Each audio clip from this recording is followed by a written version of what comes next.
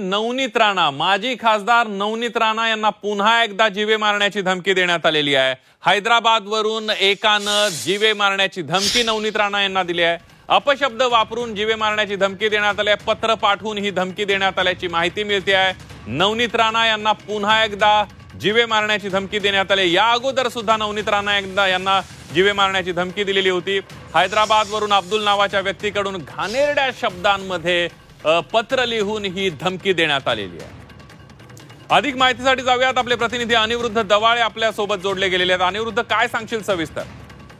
नक्कीच, आता जर पाहिलं तर नवनीत राणा ज्या आहेत त्यांना जीवे मारण्याची हे दुसऱ्यांदा या आठवड्यात धमकी आलेली आहे। गेल्या काही दिवसांपूर्वी सुद्धा नवनीत राणा यांना जी आहे ती हैदराबादवरूनच जीवे मारण्याची धमकी आली होती। अपशब्द वापरून जे आहेत ते गँगरेप करण्याची सुद्धा या पत्रामध्ये उल्लेख केलेला आहे आणि त्यामुळे नवनीत राणा यांच्या जीवाला धोका असल्याचं बोललं जात आहे। सध्या जर पाहिलं तर नवनीत राणा या त्यांच्या अमरावतीच्या गंगा सावित्री या निवासस्थानी आहेत आणि याच ठिकाणी ही या आठवड्यातली दुसरी धमकी आहे। सध्या नवनीत राणा यांना केंद्राची जी आहे ती सुरक्षा पुरवली जाते, त्यामुळे नवनीत राणांच्या सुरक्षेत आणखी वाढ करण्याची जी आहे ती मागणी करण्यात येत आहे।